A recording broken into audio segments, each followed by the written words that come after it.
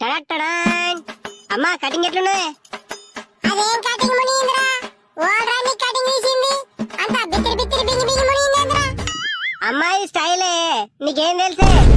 తీస్ బండ కొడతా అంత బిచ్చగలే కదేం కటింగ్ మునింద్రా పోయి చిన్న చేపించుకొచ్చుకుంటలే ఇంట్లోకి రా చెప్తున్నా నీ అవ్వ మా దోసగాళ్ళందరూ ఇట్లనే స్టైల్ కటింగ్ చేయించుకుంటుర్రే.